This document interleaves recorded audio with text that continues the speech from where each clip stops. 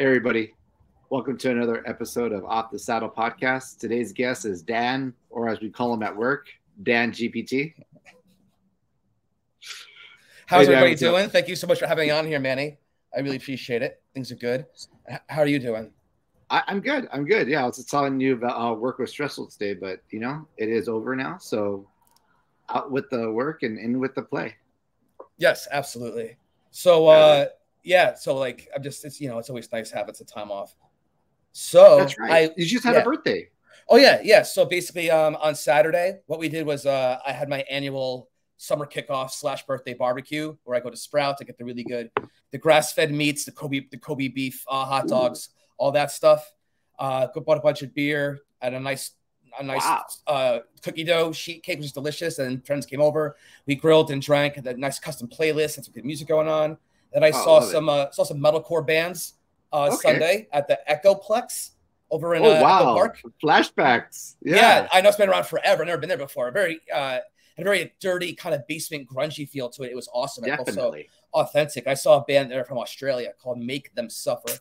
And they have a guy that screams, and the chick screams and sings and plays keyboard, and they're just heavy, and it's freaking really, really good metalcore. And they crushed it. So, and then this week I've just been eating like a fat ass and lying around and working on other stuff. So it's been really nice.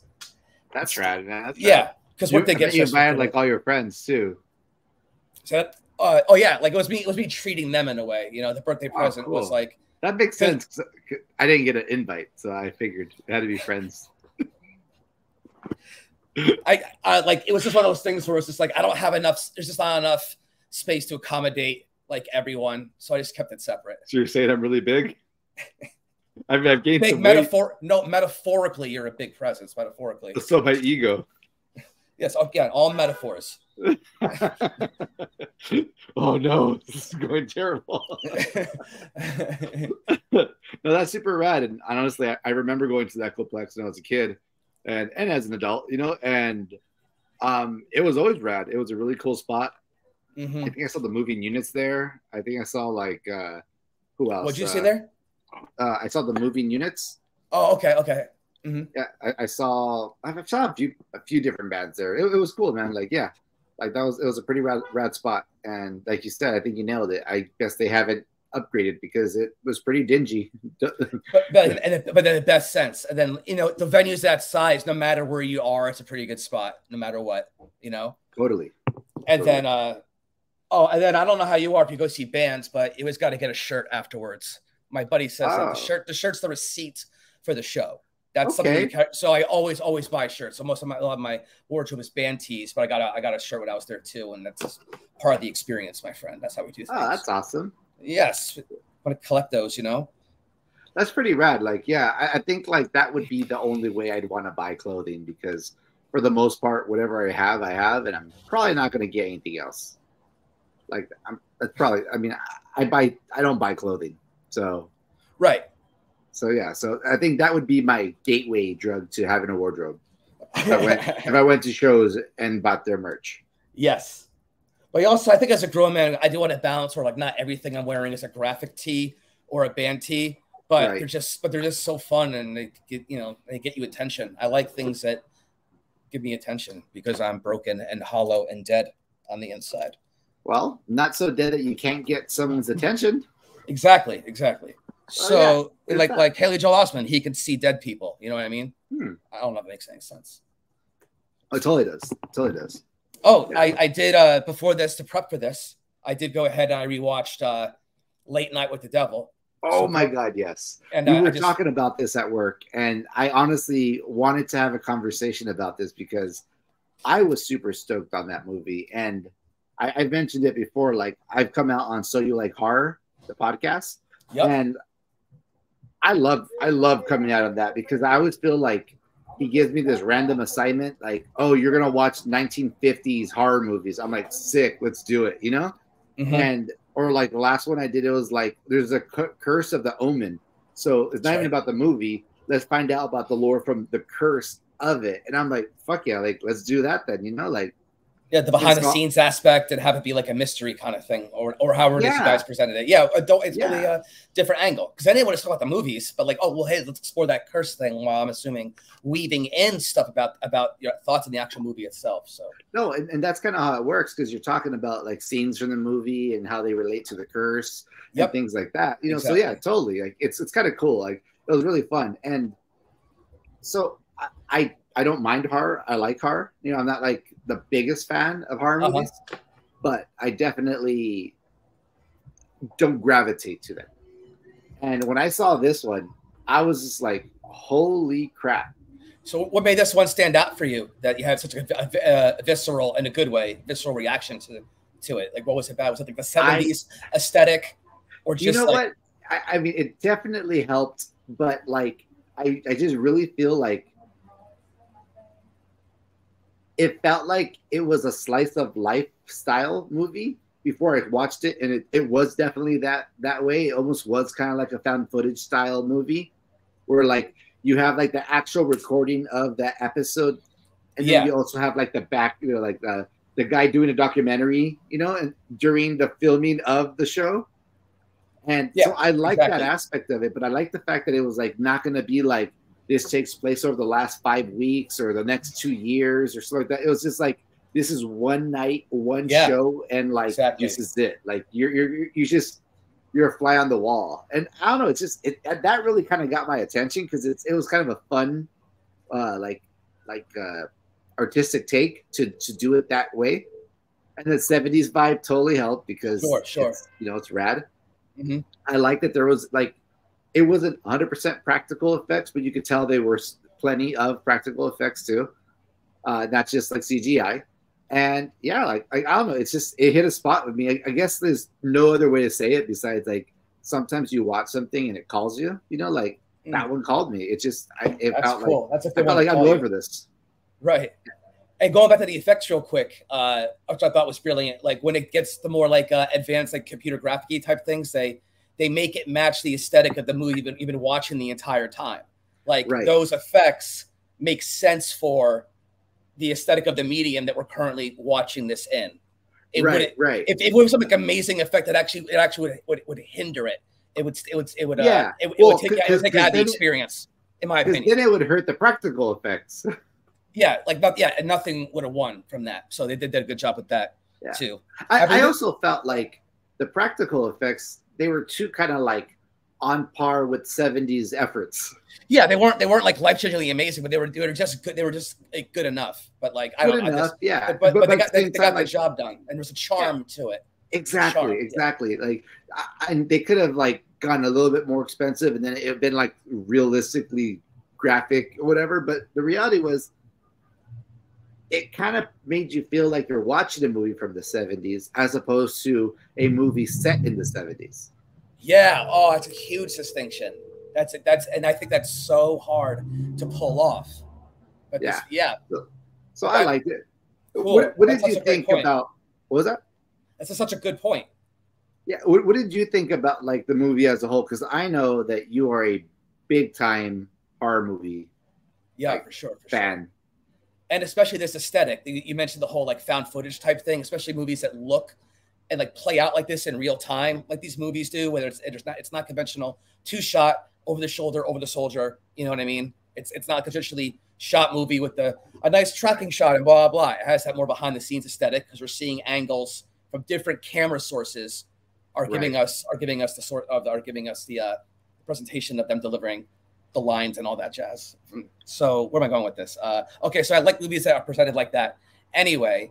And then the fact, like I said, it's like the slice of life. It's like a lower ranked TV show, and they're trying to do a special taping. You know, that's this little moment that's happening right now. And then all the chaos that can get infused with it, and directions it could take, and all that good stuff. So definitely a wild ride. And then bringing in the whole occult stuff with it too, and basing that on like real stuff. When I say real stuff, I mean like the Grove place they talk about, like that stuff that like the Alex Jones has talked about before. You know what I mean? Like it's part of internet lore. And like, if you're on the internet enough, you could come across these things. So it's like, oh, they're taking something people would like recognize. Does that make sense? Totally. Yeah, it totally makes sense. Yeah. And that giant owl that they worship, they worship that giant owl, and he, oh yeah. And I think his name is I almost feel like Malik. I almost feel like they could make like a prequel about that cult. Yeah, like I'd be interested. Like, let's find out what happened about that cult. Like, what actually happened. Like, that'd be kind of rad. For sure, man. What happened? Oh man. Oh yeah, dude, man. Well, I was wondering, like, on a scale of 1 to 10, where would you put this film? Oh, okay. 10, 9. After rewatching it again, there's this one. There's like this one little pocket where like the pacing slowed down a little bit, but it's such like a negligible thing. I'm gonna go ahead and give that a solid. I'm gonna have a solid 8. Oh, okay. A solid 8. Yes. All right. So now the next question is, what's a solid 9 to you? I'll give like an example of a movie that would be like a 9. Yeah, to you, what would be a 9?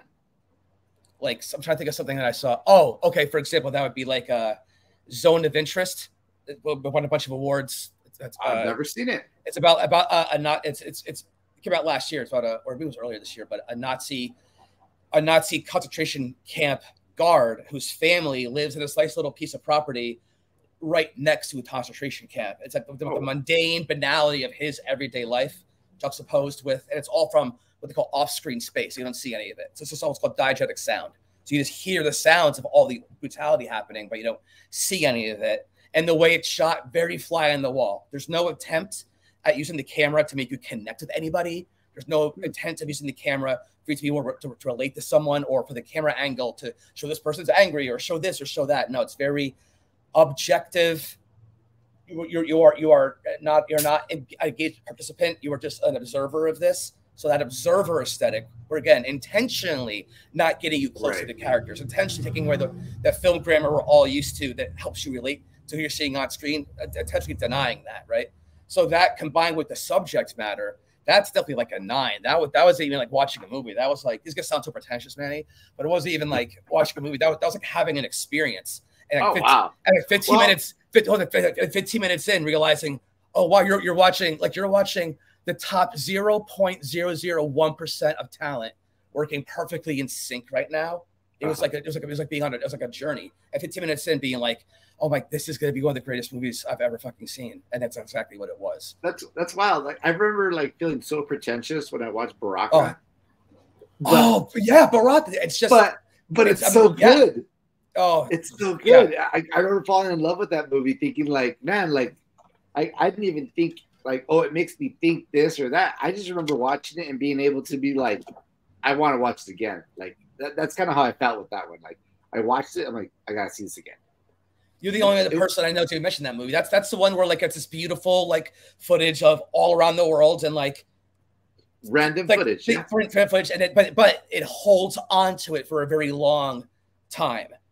Each time. It's pretty rad. Yeah, it's a meditation basically in a way, a visual meditation. Yeah, like, no, that's probably the best way to explain it. But like, I read that in an article. I didn't come up. I would have never guessed that like that would hold my interest because I'm such a simpleton. But like, it really did work. Like, it had nothing blowing up. There's no explosions. Is there any jokes about taking poops in toilets? And like, no, Manny, no poopy. Is there jokes. A Michael Bay version? I'm waiting for that cut. But no, it wasn't like that. So I'm actually now very interested in this 9 out of 10 movies. You're gonna have to send me a text after this. Oh yeah, absolutely. Because I'm sure you have traditions, and I'm sure the people that are listening to this have their own traditions with their buddies, or whatever. But like Friday nights are always go to Burbank. One of my friends call it Sperm Bank. Go see a movie there, and then we walk to a cafe. Oh man, if anyone here listening likes an authentic hookah experience, go to Cafe O in Burbank, in the middle of downtown Burbank, and it's super authentic. They have amazing pizza, which makes no sense. An Armenian-run hookah joint has a delicious pizza, and the hookah's amazing, and the women that work there are like goddesses and gorgeous. So I recommend going there. So that's every Friday, is what we do there. Well, that just makes it so I can't go, and now just ruined it for me. But I mean, whatever. I mean, I'm glad there's goddesses there. Yeah. But yeah, that's a good. I'm just saying that's one of those things we do all the time. So these 9 out of 10 movies, it's like, because one of our biggest hobbies is to go see movies. And then if you have the that's AMC cool. A-list, it makes it even easier. But yeah, that's like our favorite thing to do. I know, like, yeah, when I was living in Whittier, there was or shittier, as they call it. So you're living in shittier. Mm-hmm. When I was living in Whittier. Shittier. Mm-hmm. That's about right. I used to hate Whittier too, which is kind of funny, but it just sounds very just like fucking stale. Just anyway, I'm not taking over your story. Okay, so you're living in Whittier. I feel like when I was younger, like I thought all the most pretentious bricks were in Whittier. That's awesome. And I wasn't wrong. So and I wasn't wrong. So I mean, yeah. Then I moved there, and like maybe I was just one of them. I don't know. That's hilarious. You know, go ahead. For real though. So tell me what happened. So you're living in Whittier. That was kind of my thing too. So I watched a lot of movies when I was in Whittier, and oddly enough, when I was when I was living in Burbank and Santa Clarita, no, sorry, Burbank and Glendale, I watched a lot of movies then. Mm-hmm. No, I lived there too. I moved around a lot. Okay. But yeah, that was my thing. Like, so that kind of carried over because I was always kind of watching movies when I was in Burbank and Glendale, and it just kind of continued. But the movie, I wasn't really watching movies at the theaters. I just made it a point once a week at least to go to Penny Lane's and buy a movie. I would just buy a DVD, and I would buy something I didn't know, just random. Like, sometimes I'd ask for advice. Sometimes I'd pick it on cover alone. Wait, can you educate the savages and what is Penny Lane's like what is Penny Lane's? I'm sorry. So you go to Penny Lane's and get a movie for like what? It was like it's like a really fancy, like pretentious hipster place where you can get like used DVDs and CDs, like an Amoeba Music kind of thing. Kind of like that, yeah. I mean, but Amoeba's pretty legit and huge and amazing. Don't get me wrong. It is, but a place you could get a place like a small kind of mom and pop indie hipster record shop type thing. That's basically what it was. Okay. Yeah, it's called Penny Lane's. Is that a Beatles Penny reference? Lane. Yeah. Is that a Beatles reference? Maybe. Okay. I have no idea. I don't even like the Beatles. All right, that's hard. That's okay. We can discuss that another time. That's no, don't get me wrong. I'm just teasing. It's just like I like some of their songs, but okay. I feel like if you don't love the Beatles, you hate the Beatles. No gray area, huh? There's no gray album.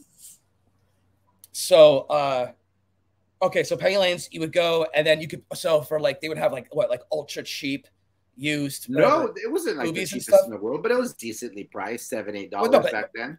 Oh, but you're buying old or what do you?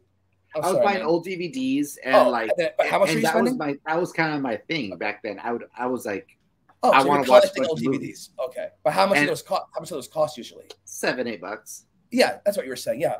Okay. On the same page. So I mean, that's kind of where I got all my movie experience. Like, and I discovered all kinds of movies during that time. Like, from like, what is it?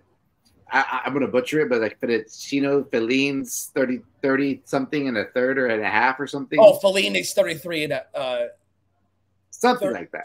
33 and a half. Yeah. So I saw that. I saw like and a half, Donnie Darko. Oh, cool! Right on. I saw Clerks. Like all of those movies I had never watched growing up because I really wasn't a movie person growing up, and I kind of I wasn't allowed to watch any of that stuff. Yeah. Oh yeah, same. Like there were other 10-year-olds like quoting Clerks, and I was like, I don't even get the sex jokes that you're making. I'm so sheltered. Like I have no idea who you're talking about. Like isn't this funny? He talks about like a blah blah, or like, and I'm like, I have no idea what you're even referring to. Like I might as well be Rapunzel locked up in a fucking watchtower, and I finally got let down, or like I'm Amish on Rumspringer. I have no idea what you're talking about, man. And then my brain got really corrupted, and then God, Jersey kids are such dirtbags. There's so many fucking dirtbags. Anyway, is that where you grew up? Yeah, I'm getting off track. I'm sorry. So hold on. Where'd you grow up? In a town called Randolph in northern New Jersey, in Morris County. Oh wow! I went to New Jersey. I went to New Jersey once. I was working at a bike shop, and it was off season for the mountains. So during the off season, when there's no one snowboarding, they turn them into like bicycle parks, and you basically take the lift up and then you ride down and do jumps all the way down on the bicycle. So I went there, and I remember like seeing images of it, like, oh, we're gonna stay here and look at this forest, and I mean, it looked so legit. Like it was beautiful, everything's green, everything's beautiful. I was like, wow, I can't wait till I get there. And I got there, and I wasn't expecting how muggy it was going to be. Muggy? It was terribly muggy. Like hot and sticky? Like hot, sticky, humid. Hey, oh yeah, like that, because we get so spoiled now. Like we have the drier heat. You don't have to worry about that. I don't even remember what that, like East Coast summers are like that. Yeah, exactly. The summers. Yeah, like, that's like this. I don't remember what that feels like, but like it feels like shit. Yeah, it's gross. Yeah. Oh my God. I was like, that's so funny. Constantly drenched in sweat, and it was miserable, but beautiful.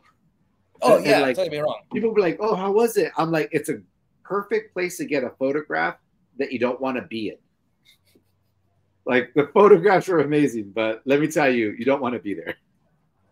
That's hilarious. But the mountain resort was real nice. Yeah. And like New Jersey during the fall, it is quite stunning during the fall. And like I grew up in Randolph is actually a pretty rural part. New Jersey is called the Garden State, so we had luscious flowers and farms with horses and cows around us. You know what I mean? But also the suburbs. So it's not what you would expect. But that was always cool too, because there's this, like, for example, my mom's house, the one I grew up in, she lives behind her is a government protected wildlife preserve. So she has all these beautiful woods behind her. You can go hiking in and all that stuff. And as a kid, we would always go around there going on adventures and stuff. And yes, our backyard is a freaking wildlife preserve. Isn't that freaking wild, man? That is really crazy. And you wouldn't think that from New Jersey. You're always like, oh, we'll exit off the parkway. I go, it's not all like that, man. It's not all exit off the parkway. You know what's crazy is that my only experience of it was beautiful and woodsy because I went to like a mountain resort. So like I basically just saw a mountain. That's all I saw. And it was honestly beautiful. I loved seeing it. I loved the riding out there. It was awesome. I just hated the weather. It was too humid for me. Yeah, the mugginess. Yeah. I could sort of remember. I don't know what you did during summertime, so you were younger, but I was a camp counselor a lot. So I'd be out for regular day camps and also for theater day camps, like teaching kids, putting on plays, and we were there camp and stuff. That was really, really fun. And then the counselors would also put on a show during the summer. So you'd be a camp counselor Monday through Friday or whatever. And then Friday night, Saturday, and Sunday, you'd be in the show that you're performing. So it was all about theater. The summers were very, very immersed in theater. You know what I mean? That's cool. Well, Did you ever have like aspirations of like becoming an actor? Oh yeah, that was the initial aspirations. But then didn't get to the acting school portion of Ithaca College, but got into the filmmaking side of things. And I realized, I would rather much talk to actors and have them do this. I'm like, that's where the strengths are. So somebody would be like, oh, well, is it more like, yeah, probably did, but didn't have the acting chops. You know what I mean? Right. Like, honestly, man, like that was never going to be a thing. But but what you do learn, though, even if you're not that great of an actor, you're doing plays or what have you, you learn about basic blocking and staging and how to use depth. Because on theater, they would call like upstage and downstage, whereas on a shoot, they would call it like foreground and background, I guess. Okay. So learning about upstage and downstage, you could just copy and paste that kind of space to think about a film camera and then do it that way. So I don't even know why I started talking about that, but because I don't know you that well. Like we're co-workers, but we don't really hang out and stuff. So like I don't even know. I don't know that much about you besides I think you're cool. Yeah, I appreciate that, man. We're a little bit of enigmas, and you're super cool. You're super cool as well, my friend. Thanks for the light. Oh my God, stop. Oh, Manuel. You were always so nice and friendly and kind, like from immediately. Always like, hey, man, come here. Let me show you something. Hey, come here. Let me show you something. That was not serving. Yeah. And then you would take me to and then you'd show me something in the bathroom. And then I would never forget. I never forgot that. And you'll never forget that. Yeah. No. Manuel Diddy. Oh, that's too soon? Fuck that dude. It took me a second. That's funny. Hey, can you wait a second, man? My mouth just got really, really dry. I'm gonna get some water. I'll handle it. Go for it. Okay, hold on. Don't go anywhere. We'll take a quick little pause. Okay. But like, I want to make sure I'm not. Yeah, I mean, why not? Like, this is kind of what I was hoping for. Are you having? Hopefully, you're having fun. I imagine. Oh no, this is good. Validation is important for me. I need people to say things out loud. Otherwise, it's a quirk. Dan, I am having fun. Okay, I'm having fun, Dan. Yes. I mean, I'm chilling. I'm venting. I'm no longer on the bottom of a dog pile of corporate greed. So yeah, I'm much better now. Capitalism. Yeah, it's funny. Like, I'm not totally against capitalism either. Oh no, it's provided amazing things, but it's a package deal. Too much. Yeah, but to get all the amazing stuff, all this really not so fucking great stuff has to happen. It's always a trade-off. Well, you know, no. I feel like I feel a little bit like Instagram opened my eyes to your own reality in a lot of ways, because I firmly believe that if I look at your Instagram, I know more about you than you want to admit. The algorithm is always right. So if I see like hookah bars and movies and horror, I'm gonna be like, yeah, I know he can't pretend he doesn't like this shit or look for this shit. It's there. Yeah, so, it is a digital footprint. Yes. Yeah, and I feel like in a lot of ways that's kind of like how I approach my own life now. If like in the times I look back, I'm like, man, my life was really rough here, and you know, I wasn't having a good time, and people were mean, and this was bad, and I couldn't get a good job. I'm like, guess what? That's a reflection of who I was. Like it was more than partially my own fault. Yeah, I mean that's the thing. I mean, we can look back and be like, it really is your responsibility. Yeah, I mean, like it's always gonna fall on you, you know. And I saw one of those cheesy hallmarks. It was like, you can look for happiness your whole life, or go out there and make your own. You know, so it's like I really felt that was that's really powerful though. Oh, that's like really powerful. But I really did start to believe that, you know, and I started like making that my thing. Like I wasn't gonna like wait for good things to happen to me. I was gonna say, fuck it, I'm gonna go out there and do what I want to do. I'm gonna live my own life. And I mean, growing up, I moved a lot, so it was just a matter of time before I got good at living. You know, like. Yeah, I feel like I just turned 42, and I feel like at 42 years old, I'm finally now like getting some stuff figured out. And I'm like, this happened at 42. It would have been, I mean, like, that's just the path that I was on. Everyone's path is just so different. 42 is a new 32, man. Yeah. So yeah, the age doesn't really. I don't get too bothered by the whole age thing. You know, I think we're lucky to be able to still be able to do stuff and be alive. So that doesn't bother me too much. But and also, like, if you think about it too, because I'll be 40 in like a month, right? Mm-hmm. And I feel like 40-year-olds 20 years ago were not doing this. Yeah, 20 years ago was a whole different experience. Like the over the hill, but like, do you look at people like do I walk around people like that guy's over the hill? I just don't think I'm giving off that vibe. You know, I don't think you're giving off that vibe. No, and you know what I saw? What? Like, I saw this thing, and I shared it with a few friends on Instagram. I'm one of those terrible meme spammers where I send my friends like 1,000 memes a day. I do love a good meme though, but 1,000 memes. I might be excessive, right? That's funny. But I'm a power meme user. But one of them I sent out was literally the Golden Girls, right? Mm-hmm. And she's like, "Look, Barbara," or whatever their name is. What am I gonna do? I'm single. I'm 43, and I'm, you know, it was like, whoa, what did you just say? You're 43? Like the Golden Girls were only 40 in their 40s? Like, what the fuck? That has to be a different kid. There's just no way that even the young those are old, those are senior citizens. That's what a 40-year-old looked like in the 30s or whenever they recorded that.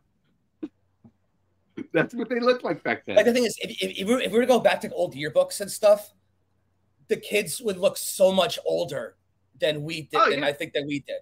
Like, yeah, no, like literally, it's crazy back how in much the day, older they looked than we did. In like the 70s, like, yeah, different story. The high school yearbooks had like a normal size square for your photo, and then had little squares for your children. Like, that's how it was back then.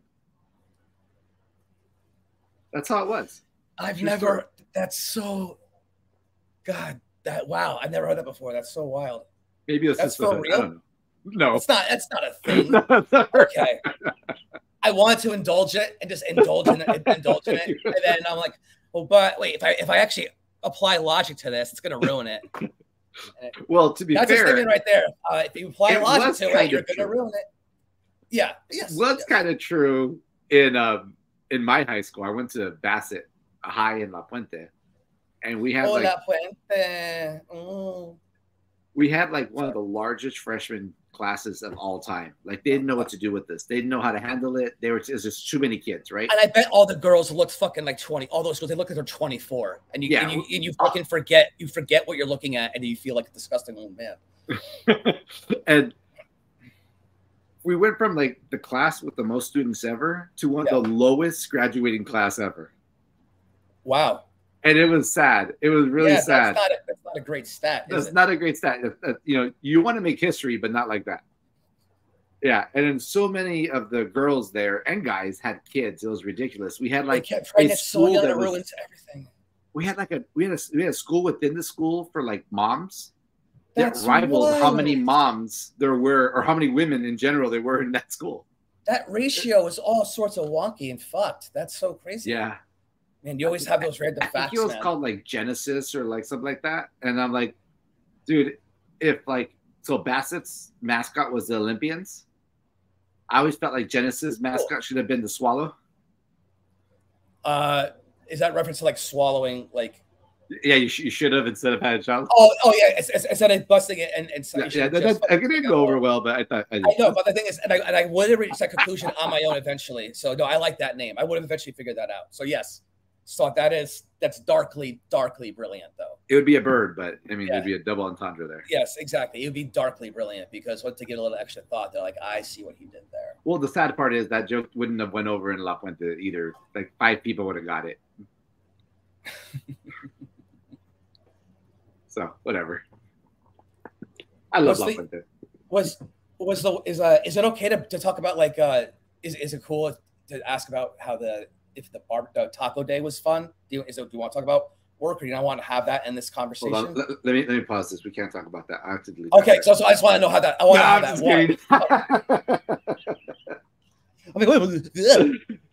that. So yeah. Okay. So work was actually pretty rad yesterday. So yesterday at work, we actually catered lunch, and we had a taco man come, and he was outside and just making tacos, and he had like beans, rice, corn on the cob. He was making huaraches. He had like these delicious jalapenos, the cheese stuffed jalapenos he was doing on the grill. Man. It was just, the food was amazing, man. It was honestly so good. It was so good. And like, a taco's a taco. Like, it's pretty much always decent, even if it's shitty. It's like pizza for me. Yeah, pretty much. Yeah. But like, these were exceptionally well. They were like really good tacos. The guy was like on it. And yeah, and of course, you know, you can't have tacos without beer. So we had we had beer. We had 2 different kinds of beer. No, 3 kinds of beer. We had like the micheladas. Awesome. We had Modelo. We had Coronas. We had margaritas. And then we had Corona. And then we had I forgot. I'm gonna butcher the name, but it's like Cornilejo or something like that. Something like that. It's like this blue tequila bottle. It was like reposado tequila. Uh-huh. So we had like tequila shots, all while we're working. Oh yeah. So that is badass, and they take care of us for sure. When they're able to, they do take good care of us. Yeah, they do. Yeah, it's it's a high-low situation, like. But I think that's the balance of like where we work. If it wasn't fun, I don't know who'd want to do what we do. Yeah, I mean, the reason why it's it's work that the quality of the work could be to also set an environment that was like really boring and monotonous and miserable, and you feel like I'd appreciate it and thankless, blah blah. But I don't feel any of that here. This job could easily be like your typical 1990s, The Office, like Office Space. Yeah, it really could. But where's my report at type thing? It could be that. Like, it really could be like you're just typing away and you're like in your cubicle, you don't see anybody, there's no light, like it could totally be that. Like, I know it can, but I just think we're really lucky that, just by for me by happenstance, you know, I ended up in this company, and like, you know, I gotta say, like, well, full disclosure, I'm part of the fund committee. Yeah. So like we have some really cool shit planned. So it's gonna be rad. We're gonna have more of these kinds of things, and like that's gonna be awesome. We feel like you weren't here for like we used to have someone in charge of this, and then like they left, and then like there was like a fall, like a lot of the events stopped Megan happening. Girl? Megan? Is it her? Yeah, it was Megan. Yeah. She was in charge of like culture and fun and stuff, and she did a great job. And then when she left, I felt like something was missing, and it just kind of became one of those things where like we had to pick up the pieces, and I don't think we ever did until someone put it out there, you know. And you know, our leader was like, "Hey, we need this," and you know, like 8 of us said, "Hey, yeah, we'll try it." And now we have like, well, I don't want to give up all the secrets, you know, but we got some pretty fun shit coming up. I mean, obviously, this is just something we came up with, and this is just like, I would say, I think it was called like Kids Drinko or something like that. Yeah. Like I remember we put some stupid name on it, but we're gonna do more of this kind of dumb shit that's like super fun and just kind of like silly and enjoy yourself type stuff. So yeah, I mean, I'm bummed that you missed it, but I mean, I understand that you were probably having more fun, so that's okay. Yeah, I had no idea that, you know, the timing just had no idea that was gonna be a thing that was happening after it. But I had plenty of fun here. I got to unplug and decompress a bit, and I still have all tonight and still have 3 more days ahead of me, so I still have plenty of time. So it's been great. Yeah, I'm actually taking the week's not flying by. It's nice, huh? I'm taking some time off in June. Right on. Right on. So, I mean, it's nice. I don't know if it will be like time off with no one calling me or anything. I highly doubt that. So, I mean, my time off is always like I'm off, but they're still going to call me every day. Yeah. That part kind of sucks. Well, but, I mean, that won't be like that forever. I mean, I'm sure, whatever, you know what I mean? It's not going to be your life forever where it's like that. Things forever? Always find a way. Forever. Well, we went different forevers. We did to different evers. I do like working there a lot. I'm very grateful for that place. Yeah, man, I think it's rad. I think that's the thing, like, but it's also mindset too, because like I've had conversations with people who are like, "Oh, I fucking hate my job, this and this, that and that," and I'm like, "Well, where do you work?" I'm like, "Oh, I work at Carino's Bar and Grill." I'm like, "Oh, I worked there for 5 years. I loved it." And they're like, "How could you love it there?" I'm like, "I don't know, it was cool." Like, and they're like, "Oh yeah, I work at a bike shop." I'm like, "I used to work at a bike shop." Yeah, it fucking sucks. I'm like, "Really? I liked it." That's so funny. I worked at Subway. Yeah, I did too. I was shift lead. Oh, you're a sandwich artist, baby. Then the shift lead. You're the goddamn Michelangelo, like, the Da Vinci of building those sandwiches. They were stunning. All right, true story. Clean lines with that lettuce and that artichoke. I saw some of these cheese. True story. Sandwich artist actually got me a better job. So I was still in La Puente when I worked at Subway, and I moved to Glendale, and I was just trying to get any job I could, and I had picked up a job at like Payless, and then like an overnight gig at PacSun just to like move the store because it was moving from top to bottom of the mall. Reminds me of applying for jobs at the mall after college. Yeah, that's where it was, at the mall. So depressed. I was so depressed around that time. Yeah. I loved it. Cool. I mean, you seem to love everything, which is pretty amazing. Yeah. Oh, that's kind of where I'm going with it. Yeah. That's kind of where I'm going with it. Like, I just genuinely like, I guess I just enjoy working. You know, like it's the weirdest thing, but I like working, and I find something to like at the job. You know, I try to find something to like, and me using that line in my application actually got me a super cool job at KB Toys. I became an assistant manager, and like I didn't have the full experience, but she just loved the fact that like of every job I had, I wasn't just saying like I worked at Subway, so I know how to do fast food. I can make a sandwich.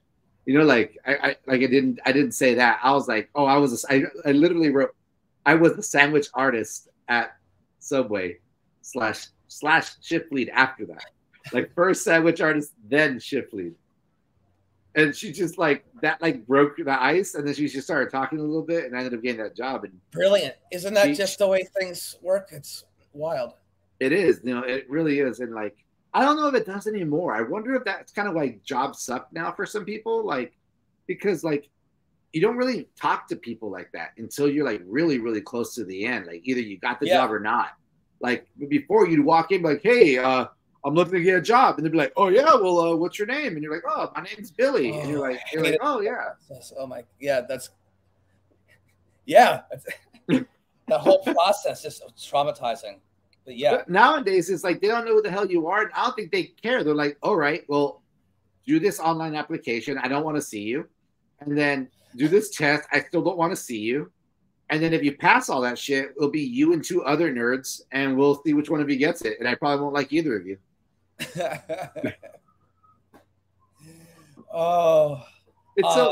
It's so foreign now. I feel like just getting a job now is so like alien. At this point, I'd be like, just fucking take your free time and learn an income generating revenue process that you can do online, whatever it might look like, and make your money.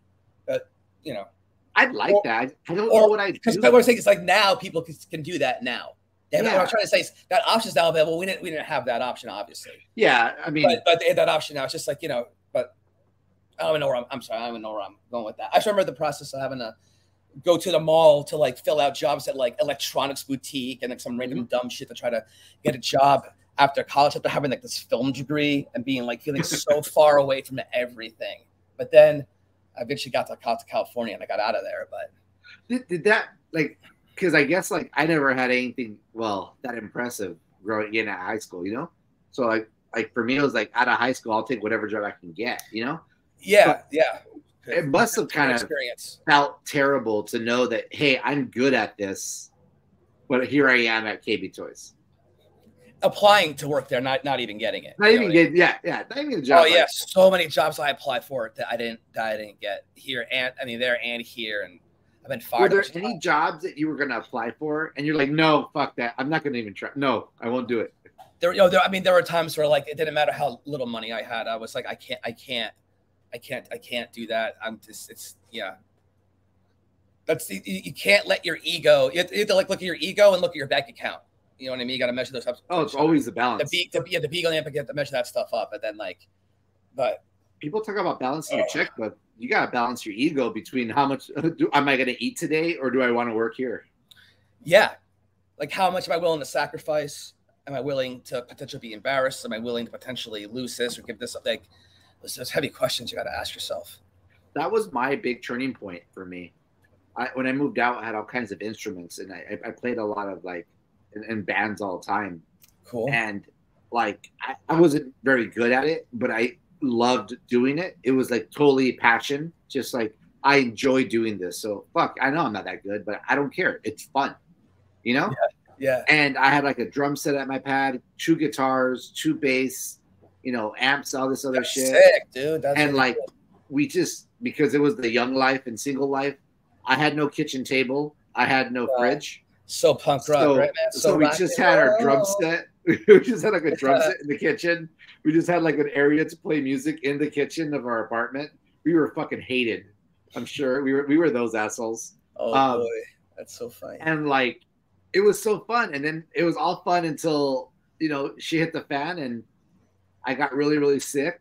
And even though I was really, really, really like deathly sick, and I almost had to get like an operation and all this shit, there was no money coming in. So I little by little had to pawn all my shit so I could pay my rent. And after that, I was like, fuck this. I need a different kind of job. I can't do this. I can't do this like paycheck to paycheck, fucking living the fun life or whatever. Like that's not going to happen again.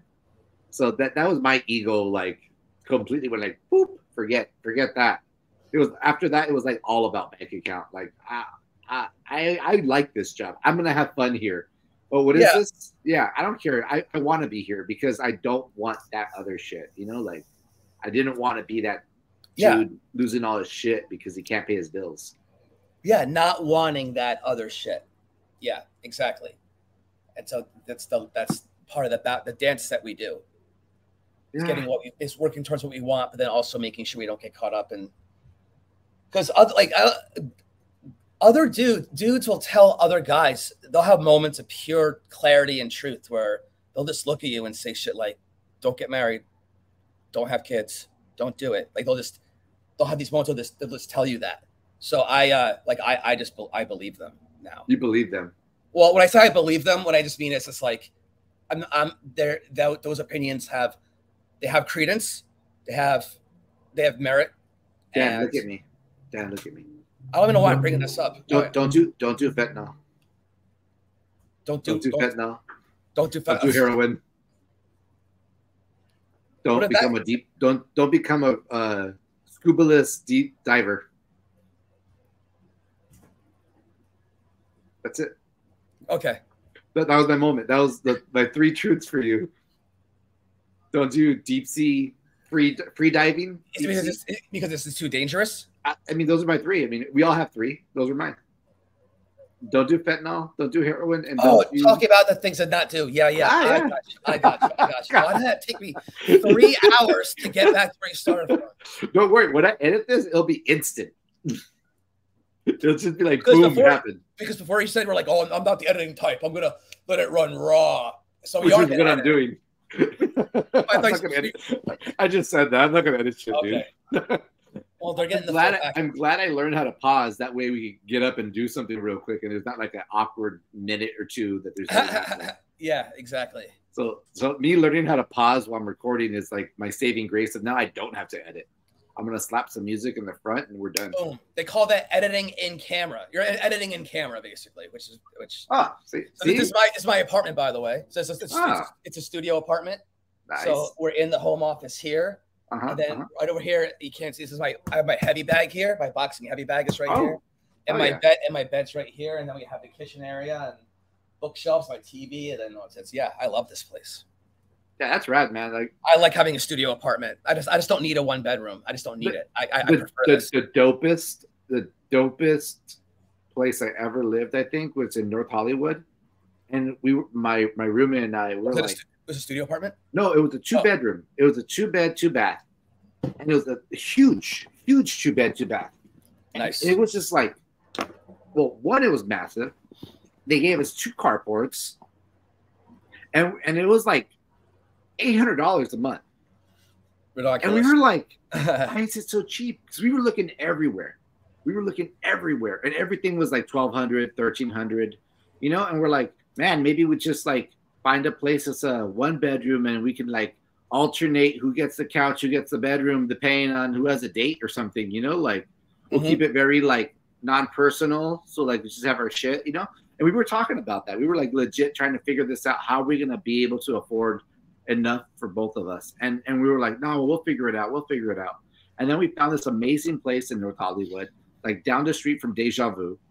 And like, it was wild because we're like $800. That's a deal. Yes, signed it right away. Well, what we didn't know was also down the street from the projects in Van Nuys, and I didn't even know there was a project my God. in Van Nuys. Okay. Oh yeah, dude. It was in a rough area. It was a super rough area, and like the cars always got stolen. Oh no! Like people would break in. I was on the 3rd floor of 5. And people were randomly breaking into the middle floor. Like, what are you doing? Like, at that point, you're like, what are you even doing? Oh my God. You have to live in my floor. Like, there's no other reason why you would steal from us. Yeah. Like, and then what are you going to do? Run down the stairs? Like. Yeah, his plan was not thought through. Well, quite well enough. I mean, we bought guns and then they stopped fucking with us. So it was.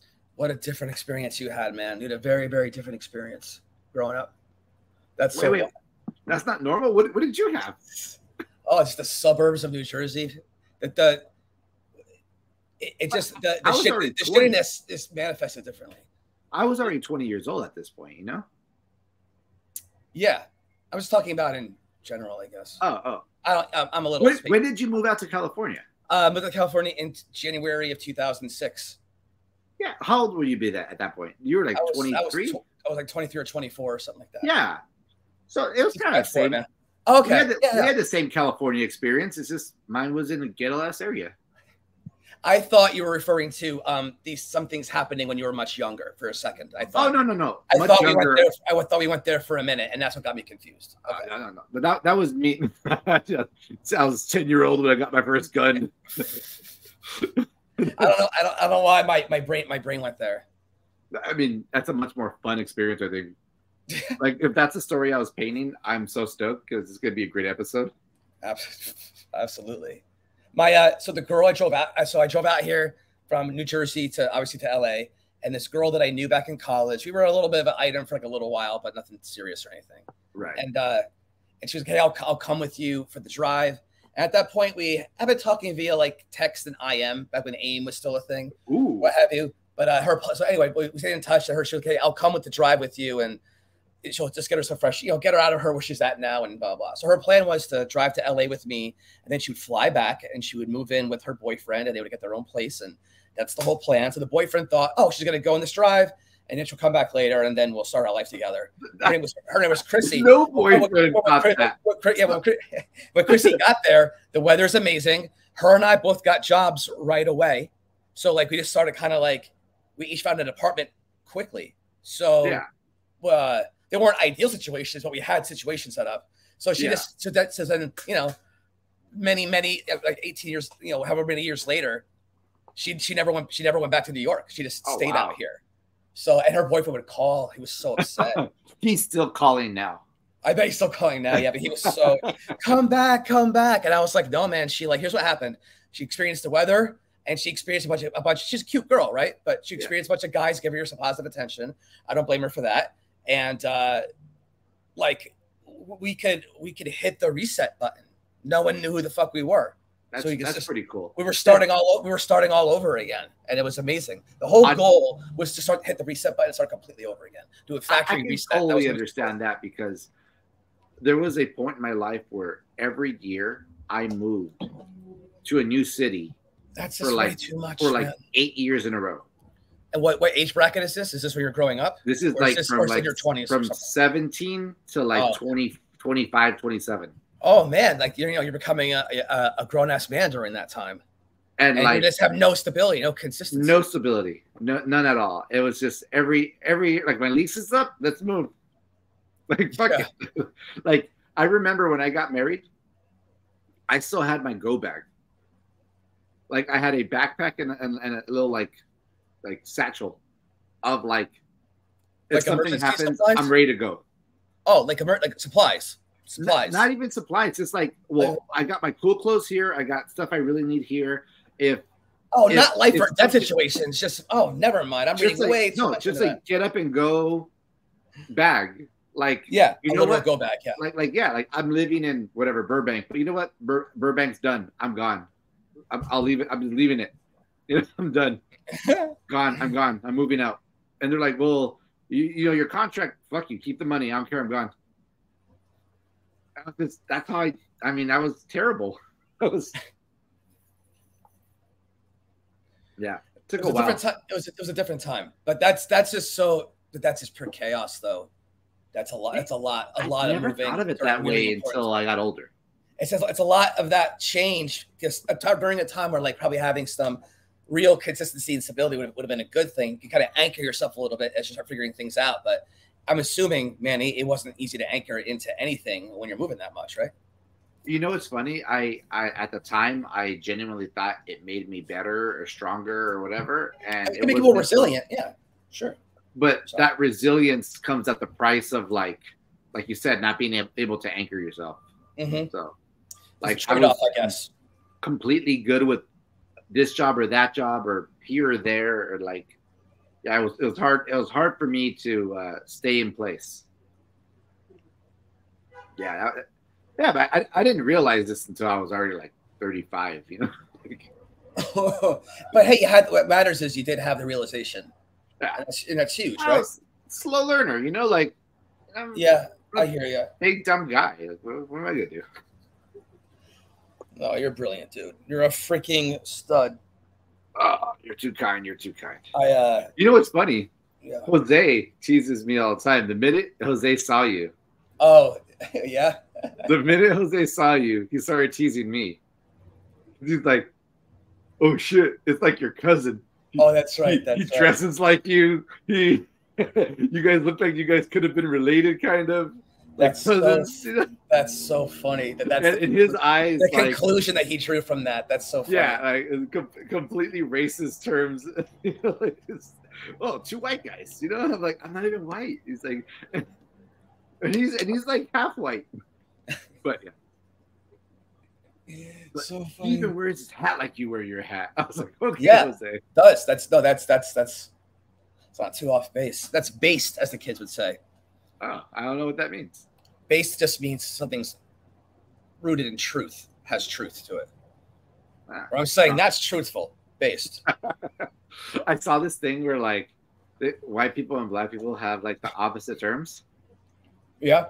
Like that's chill, that's hot. Like it was like shit like that. Like it was like that's bad, that's good.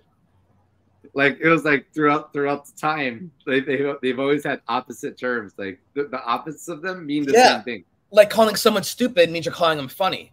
So I worked in a call center as it was me, and all different sorts of races, and everyone got along really well. But like the black dudes and chicks I would sit next to, like I would say something, and we're all having a nice time laughing, and then they would say stupid or you're stupid, and they would see my reaction. They go, no, that's a compliment. Yeah. No, totally, I totally get that. No one thinks you're stupid. We're saying that you're fine. I was like, okay, I wasn't aware of that one. You know what I mean? So I'm glad they said something.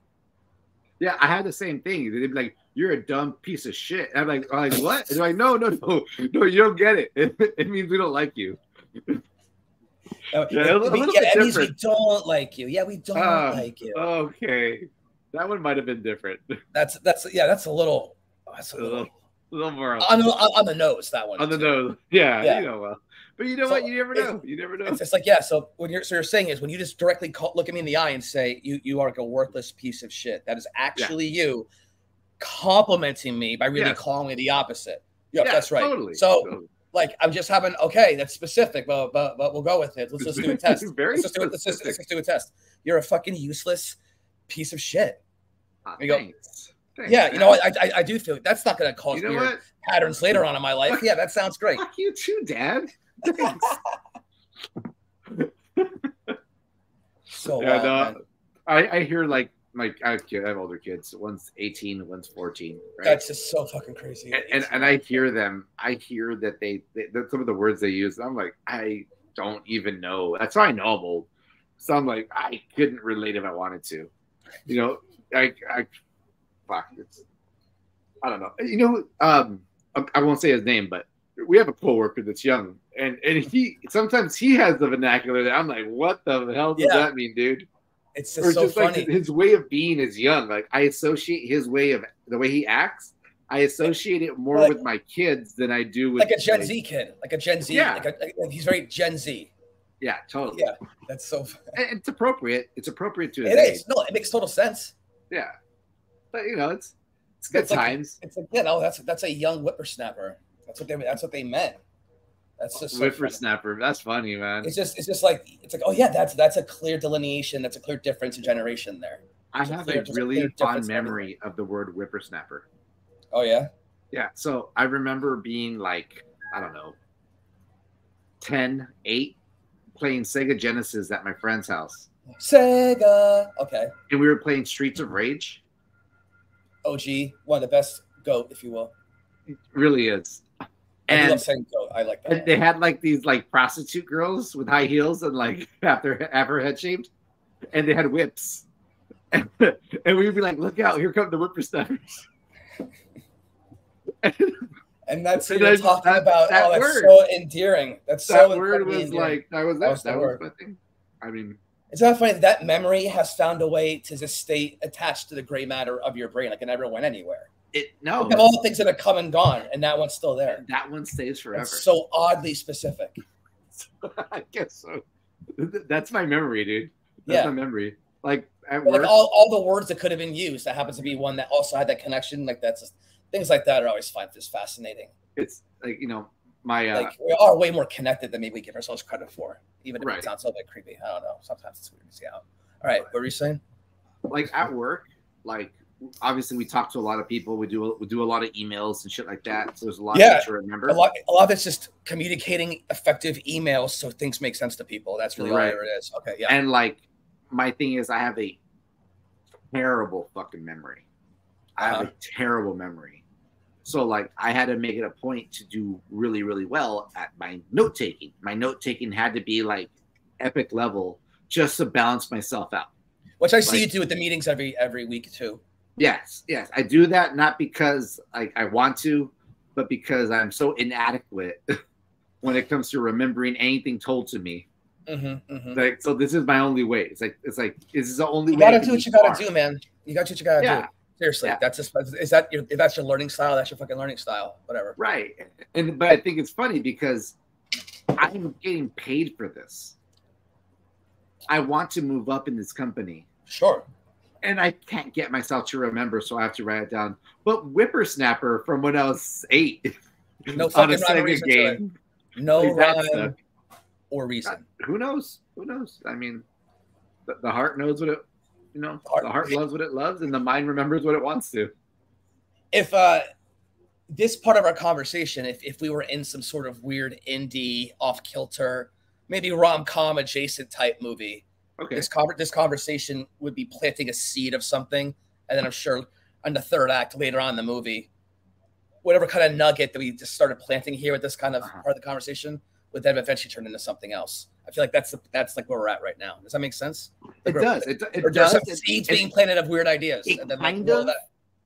All right, so it kind of like makes me think of something that I'm guilty of, and I'm wondering. I would imagine you are, but I don't want to be presumptuous. No, assume. I love assuming. We discussed this. Assuming is where it's at. That's right. You're not having fun until we make an ass out of you and I. See what I did there with I? I did. It was very clever. I did. So I am remarkably terrible to watch movies with because I understand tempo and plot and foreshadowing very well. So I ruin all the movies. I'll be watching something. You predict things? Is that what it is? Yes. I'll be watching something like, oh, he did it.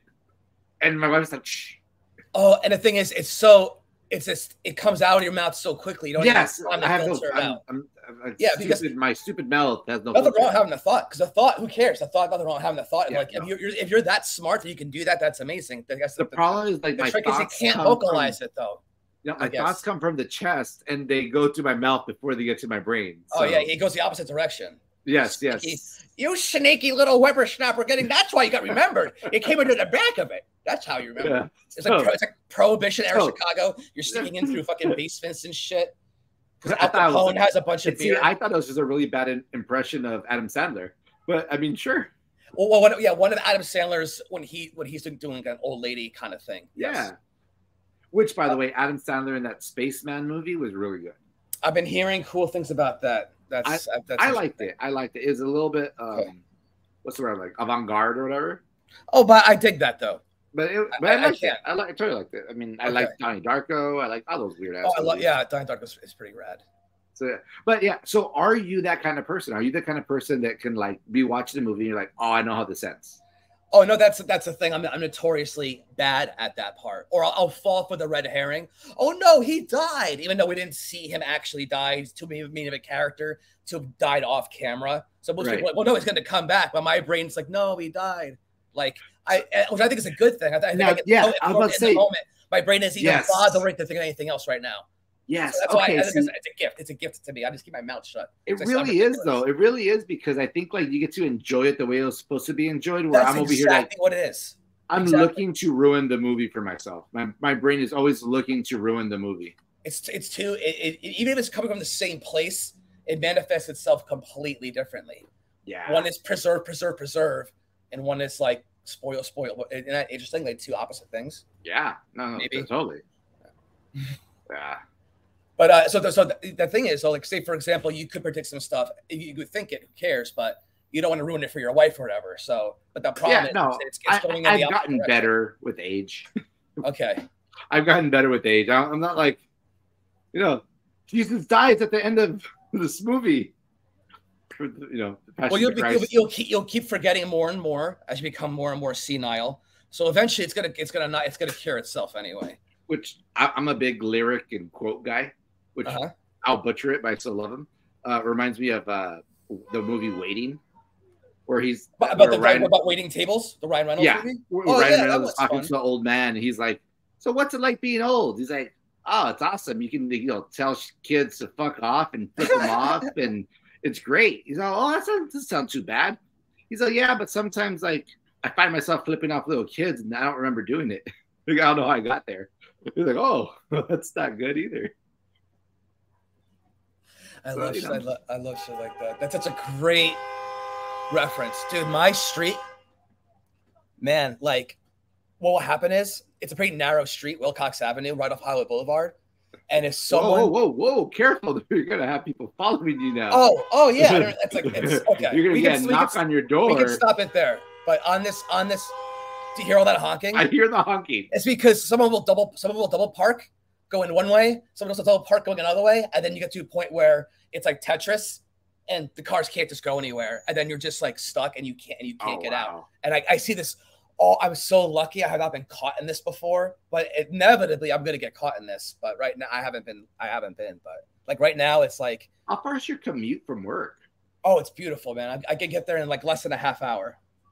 And it's a chill ass drive. I have my music playing really loud. I know that's true because I came in when you came in before and I could hear it. Yeah, because also I got lazy and I was coming in like a half hour late every day. I wasn't working 9:30 to 6. I was like working 10 to 6, but still saying I was working 9:30 to 6. That was just that was just bad habit to being lazy. But Brandon and Sam are the best. They were like, dude, just you got to start coming in at 9:30. I go, okay, I think that was it. And I was just like, that's it. Like, they had to say that. Like, that kind of tells you how rad our work is. Where they're like, yeah, you know what? How about don't do it? You know how you've been so nice about it. You're like we did the math, and there's like 400 hours in the last year you've stolen. Yeah, I'm like stealing from the company. I really am. And they were so. But do they get like, hey, you know, could you like come on time? Like, and it was fixed the next day, and I was like, yep, that's that. Consider that done. And that's right. I think that's good communication. This one thing guys have that women I don't think have nearly as well, and just in this one regard, communication is guys are really good at squashing things. You can present your evidence for it, and the other presents their evidence, and we just kind of find the thesis of what went down. We can squash, and that could take 8 seconds. Yeah, no, I agree. Or it takes a whole night to squash it. Yeah, no, I think there's something there because I totally agree with you. Like, and I think I'm like that in general, where like. I could be completely mad about something, and then like, if I just don't talk about that thing, and 5 minutes later, I'm like it didn't happen. It's amazing how I'm not going to dwell. I'm not going to dwell. Well, I mean, it wouldn't help me. Like dwelling's not going to help me at all. Doesn't add anything. Yeah. Yeah. So, and I think like maybe that's one of the perks from moving a lot, like I did. Like, I didn't have a lot of reasons to hold a grudge or anything like that. I was like, whatever, I'm leaving anyways. I'm going to do this anyways. I'm not going to be here anyway. So like, why leave with an enemy? Like, why? It did nothing for me. Like, why it takes more effort. With an enemy? Yeah. Yeah. It would take more effort to be like, if I ever get back to Whittier, fuck you, Billy. Like why? Billy. Billy. Fuck you, Billy and Whittier. Yeah. Or silly and shittier, we could call him. Ah. But yeah, man, it's just we could do the Simpsons joke. Like, fuck you, Billy G in Whittier. No, that's too obvious. Fuck you, B Garnicle in Whittier. That's better. It's like no.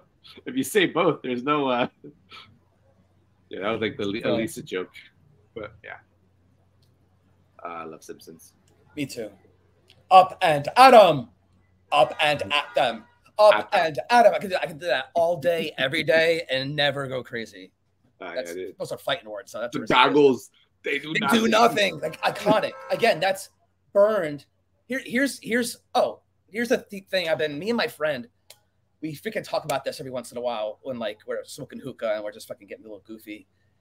Pre-internet, how did certain things that like kids, like when I was a kid at summer camp, there was things I knew in New Jersey summer camp that kids in Iowa summer camp knew, kids in California camp knew. So pre-internet, there's these things that we all know.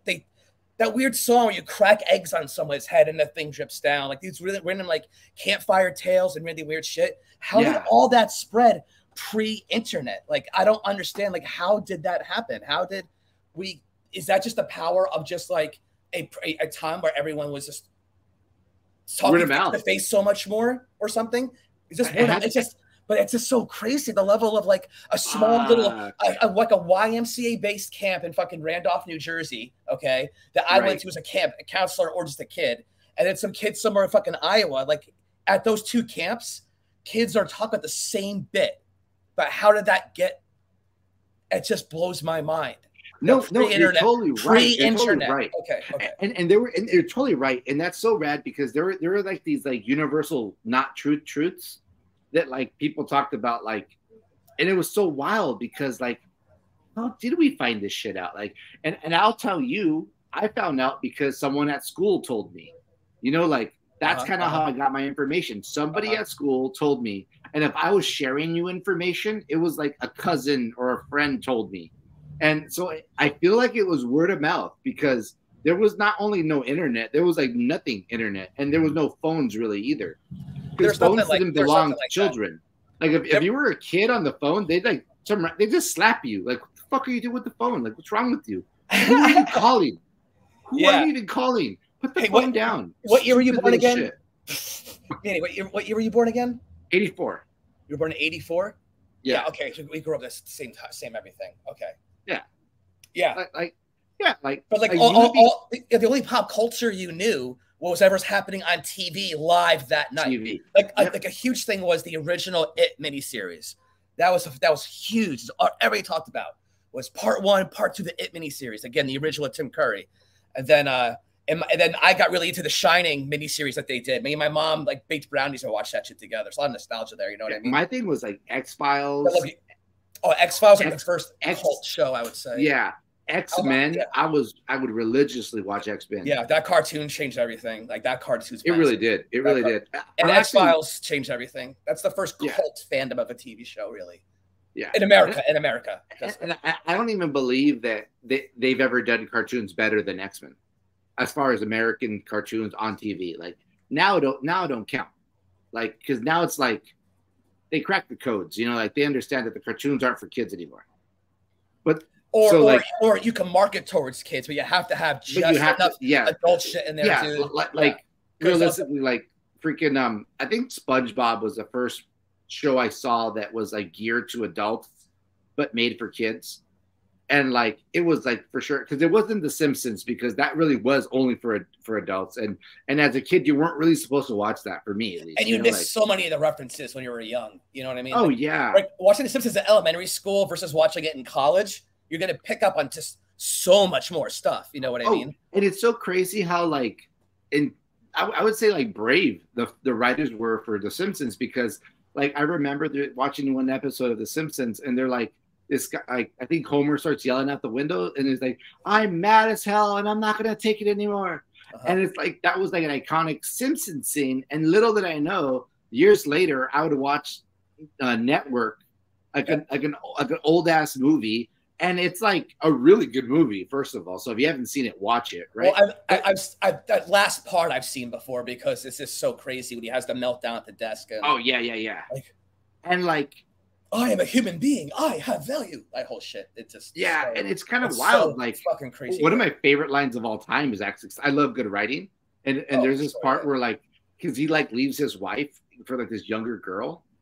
And then like the younger girl starts talking shit about him, like as a man, like, you know, like, you don't even satisfy me anymore or some shit like that. Right. Oh, if that'll fucking cut you. Right. No, it didn't. Not when you're him. Not when you're fucking seasoned. Okay. You know, that guy was leather. He was like, my days of worrying about my cocksmanship are past me. It just lacks relevance now. Like it's an irrelevant point to bring up. I already got the cookie. I got the cookie. I don't care what the crumbs taste like. I was like, oh my god, like you, what a line, you know, that's every guy's dream. You have to pull that off. That level of savagery. You have to work so hard for a level of savagery like that. Yeah, I would like the honest reality is I'm a lot more like Dumb and Dumber when he's trying to practice his lines. Like I'm like a schoolboy. I'm like a schoolboy in love, and this was his teacher or something that, and then like when he's trying to say it, it just comes out completely terrible. She's like, "Whoa, what are you talking about?" That's so funny. I was never the smoothest guy in the world. Well, you made up for it later on. Yeah, I'm buttery now. That's how chubby I am. No, you're a fucking croissant, dude. You're a fucking French pastry. Damn. Goddamn. That would be a dope ass nickname if no one knew it meant I was just fat and oily. No, no, we're gonna say buttery and plump. Not plump. That's terrible. That's terrible. Well, that's it. We're gonna say this podcast is over now. I'm gonna go cry for a little bit. Yeah, let's just say awful things to each other, and then we'll just kill ourselves, and then it'll be a legendary podcast. Now let's never talk about episode 7 again. No, man, no, that's so rad. Like, I don't know. I feel like the Simpsons are not there anymore. Well, it's been like that for a long time, hasn't it not? Like, it's really lacked relevance for a really long time, but that doesn't mean anything really in the end of the day because the legacy and it's like, no, it's just crazy what that show did. Do you think that the Simpsons stopped lacking relevance around the time the internet took off? I'm just trying to think. Well, I remember. Okay, when the internet took off, I would say yeah, possibly. I mean, no. I think it was still doing. You know, I don't have an answer. I don't have an answer to that one. But I want to give you an answer to something, so I give you something. No, it's okay. It's okay. What was I gonna say? Oh shit, The Simpsons. For me, when Family Guy came around and that humor style with the cutaways, the ridiculous meta humor, the letting bits run too long on purpose, like all these bold choices it was making. Those early seasons have some primo writing. The writing is just so good, it like hurts you. It's so freaking funny. And for me, I would compare like a standard, more modern-esque Simpsons, not golden era Simpsons, but a more modern era Simpsons episode with Family Guy. Family Guy was throwing so much more at you.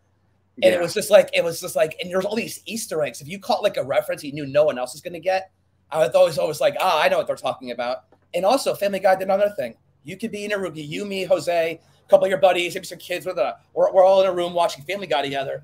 And a show like that with that diversity and level of ridiculousness and relevance of their pop culture references, different people could be laughing at different things throughout the entire thing.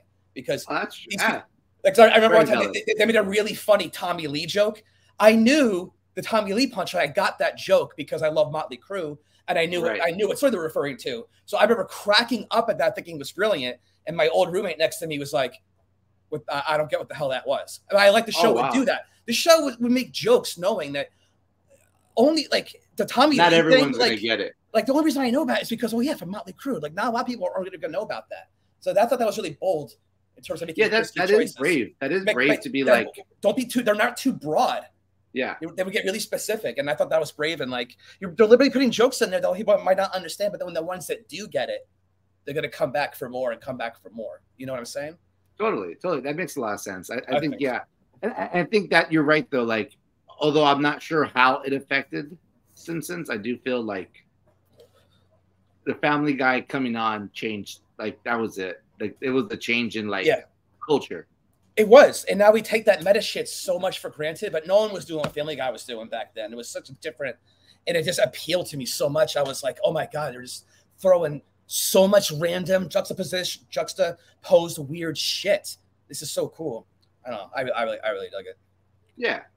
I geek out over it, man. It's fun. Well, okay, good segue. What else do you geek out? Because I know you. I've heard that you've talked to some stars. You have a side project or gig that you do as well. You had taken some time off to do some writing, I think it was, or recording. I appreciate asking all this stuff. So I haven't done this side gig in a while because I was taking time to work on other things, but I'll potentially start doing it again. But for many, well over 10 years, I was shooting red carpet movie premieres and award shows like the Oscars, Golden Globes, Grammys, Emmys. Like every movie that came out, we'd cover the premiere. Me and a really hot host, beautiful chick, would ask all the questions. I would film her. We'd do these little intros and outros. So we did all of that stuff. And what's cool about a job like that was you are able to meet a bunch of your heroes. You're able to see really cool things and be backstage at the award shows, man. Once you're backstage and past that main security, the security kind of fucks off and does its own thing. So you're just like getting platters of food, and then you're just walking around with like their fucking statues right next to you, reaching out over you. Like no one gives a shit. Open bar, like you're pressed. Like you work hard during the daytime, but then once you get back there, you live like a fucking king. You know what I mean? So that shit's awesome.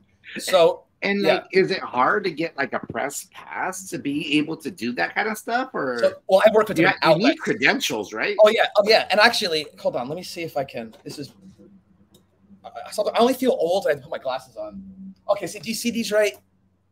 Okay, these things here that I'm pointing to, these are all like press badges that I've gotten from being credentialed to go to different events or what have you. So I collect all that stuff. There's a bunch of there. But anyway, to answer your question, well, the outlets, they're the ones that they have enough pull or enough clout, I guess you would say, and they like it's worth them being invited to something for the press. We'll get invited to that.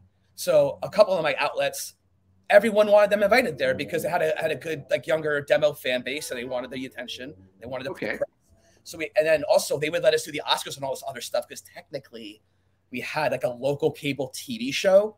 Because we had that local TV show, we could check off boxes that websites and shit couldn't check off, but like it was kind of like our way around it, you know. So then that's how we got Oscars. Like no one else we knew was getting the Oscars credentials. We were getting Oscars. No one else was getting Grammys. No one else we knew was getting Emmys or anything like that. But we got all that cool. And it has to be like a rolling, like a snowball effect. Like if you've done an Oscars, you probably can get into the Grammys. If you've done both of them, then like the fact that you say, oh, you know, like my credentials are this, I've done the Grammys, you know, we were at this. Yeah, part of the application process, absolutely. Yeah, so, like, all that. I've done this, I've done that. So like, you know, and like so I'm in, like, you know, I'm in because I've been here. Yes, exactly. I'm not trying to get my foot in the door. I've been in the door chilling for a while now. It's nice in here. Got AC, nice little sushi spread. The sushi chef seems pretty chill. I like you guys are doing here. I know a sushi chef. He's cool. Nice. So, what's up, Anthony? So he what's the thing? So what's it going with this? So like, what do you like right now? What are you messing with? Oh, and so now what I'm doing now is I discovered a knack for using AI and other photo editing software to kind of make my own series of these kind of digital art pieces that can go on tote bags or shirts or all stickers and all sorts of stuff. And then one of the main series of it, though, is called, you know what? Well, no one's going to, one of the main series of it's called Movie Core. And Movie Core is taking famous film directors and cinematographers' names and taking those names and putting them into the font, style, and logo of pre-existing rock bands. Okay. Oh, wow. So basically you're giving these directors like their own band tees, right? So I have tons of them. I hired a guy in Fiverr who's making those for me. So that's one. So one project is that's called Movie Core. That's the bread and butter. But then I have stuff designed for editors to put on their hard drives, camera guys to put on their cases, all sorts of stuff. So the brand is called Fopamine, FAUXPAMNI. It's like a play off fake dopamine. So it's called Fopamine. Because a lot of the brand is commenting on it's social commentary, but like an art piece, and like it's just been going really, really well. So like, for example, like actually tonight I'm typing up revisions for my Fiverr designer to go back and make a few tweaks. And when that's done, I'll type in another batch. And he'll finish that batch up, and then I'm working on my own stuff at the same time. So it's been really, fun. I might have to buy a Quentin Tarantino shirt. The Quentin one I have, it's Quentin mixes with Queen, and it came out really awesome. So so because I try to match it, we're like, and now is there like a web store? Is there a web store? Well, no, there's going to be a print-on-demand Shopify store. It's eventually going to be a thing. Okay. So I'm learning all that stuff now. So you're learning you're doing content right now.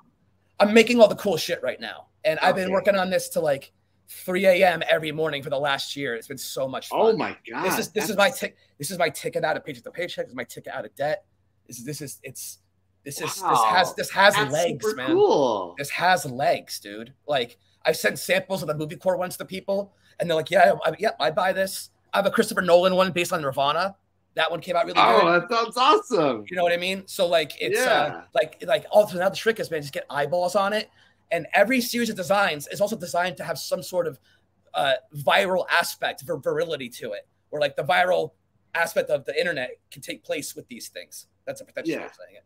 That's so I'm always thinking that in mind. So I want things to go viral, and it's a brand. It's not like, oh, go to my Etsy shop. No, Fopamine is its own brand made by me, and then here's all the cool shit it does, and this is what makes us different. And I want to be like, this is what having like an atypical brain looks like. This is what having like some form of ADHD or whatever that you have, where your brain is just chaos. Like these pieces of art are that chaos, that one random sense of chaos put into something, and now it can live with you forever. You know what I'm trying to say? I want to market it in a way that no one's marketed this kind of stuff to before. Two things here. One, that's freaking awesome, dude, because I've had plenty of ideas, but I never really pushed them into production the way you're doing right now. Yeah, this is the real deal, man. And the Shopify store, super cool. It's all online. You don't need a staff or anything. It's a one-person business model. That's so it's cool. A one-person business model. Okay, thank you for saying that. Was there another thought that you had? Then the second one is, you mentioned ADHD, and I'm not sure if I have it or not, but I had a friend who I've known for years now reach out to me and say, hey, by chance, do you have ADHD? I'm like, well, no, but I mean, I've seen doctors my whole life, and I've never been diagnosed, so yeah, I wouldn't imagine on that journey lately. You know, and then she was like, well, just by chance, because you might want to ask that question or take a test, because in her perspective, basically, she said, the only people I've been able to maintain long-term friendships with all have ADHD. The only people she's able to maintain, she only maintains the people that have ADHD. Yeah, and it was totally unknown to her, because she didn't even know she had it until because I got prescribed medicine for it just today, which I'm really excited about trying. Oh wow, okay. Yeah, so I've been working with a therapist for like a couple of years now. She's finally at a place where she's like, okay, we can start looking to ADHD for you. I'm starting to see it more and more, and it's kind of getting in the way of work. I made a couple mistakes recently at Fox where I was like, fuck, that was so dumb. You fucking knew better. That was so dumb. Like, the prices were all fucked up for one of the sites or whatever, because I forgot to like undo a special. And I was just I felt such, even though the dealer got over it pretty quick, I kissed a lot of ass, sucked a lot of glut, metaphorically, of course. Yeah, of course. But I felt such shame behind that one. And then that's when I was like, getting with the doctor. I was like, look, we conquered the anxiety. The anxiety is so much better. I'm much happier in life now. I'm a sleep specialist. I'm on sleep meds. You changed my life. I love it. But this one aspect, it's not going to get better on its own. I really need help. But then for anyone who does ADHD that's listening right now, and you're getting frustrated about medicine and all that jazz, I know there's shortages right now, and that's been waiting on that for months. And that gets really, really frustrating. But the forages are calming down, and there are pharmacies that do have it. So you just got to call around and or maybe have your therapist, if you have one, recommend one, because your therapist probably knows what the good ones are because she's prescribing them. So or he's prescribing it. But anyway, so that's the journey that I've been on recently. So that's crazy. So part of the brand too is like, it's beautiful to have a mind that's chaos like this. There is a gift in it, but unfortunately you have to like get through a quagmire of a lot of bullshit sometimes. Like even little things. Maybe everybody's like this, but it just feels worse for me. Like I'll put down my glasses, and then it could be 30 minutes looking for the glasses that I just put down 8 seconds ago, and then the entire time it was just like there, but I kept like looking through it. Like after a while, I'm like, I can't believe this again. Another 25 minutes looking for them, and I just put them down, like shit like that. And it's like, so when you're getting older, that's another thing that I think is really tricky. Now that we're getting to the age that we're into, things that aren't healthy for anyone at any age, things that should be concerning, people will slap the label of, well, you're getting older. And it's just like, well, we can't just attribute that to absolutely everything. That's gross and no. That's, yeah, I feel like when people always talk like that, it's like, stop with the fucking, like, constantly losing things. Stop saying in my early 40s, my brain's already dog shit. Like, stop saying it's toxic ageism. Yeah, it's just so fun. Yeah, I guess that's toxic ageism. I mean, like, I don't know. You'd say that kind of reaction might be a form of some kind of ageism. No, it's like no toxic masculinity. It's like toxic ageism, like a normalization of things not good just because you're old. Like, you know, there's pretty healthy people who are older than me, and so if I'm having issues, maybe I need to fix those and not just say, oh, well, I'm older. Yeah, but is that a dance that we do? The things where you're like, I'm going to fix them, and then there could be a sense of complacency or contentment that says, "Yeah, well, I'm older," or "Well, I'm this." It's just sometimes there are some things in life where I'm so glad to do that with, and it's been so freeing. But I don't want to do that with too many things in life. I haven't done any of the cool shit I want to do yet.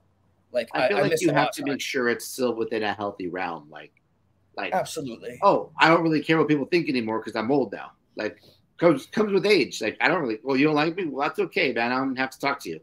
Like that's a good thing, right? That's a good thing. But you're like, everyone says you're an asshole and you lit Billy's house on fire. See? It's like, oh, but I'm old. Like, what do you want from me? It's like, no. You can apply the same logic from the things before. They can apply the same logic. But it's not exactly always true. Like, or like for me specifically, like, oh, like, you know, things hurt. That doesn't mean I shouldn't go to the doctor because my shoulder is hurting me. Just because I'm getting older. I can't say, well, I'm getting older, so you know, my arm's gonna hurt. You know, like that's stupid. You totally get it, man. Anyone else would be like reductionist. Yeah, anyone else would be like, well, shit, I better go to the doctor. Maybe some flexibility training, maybe some medicine, maybe an NSAID.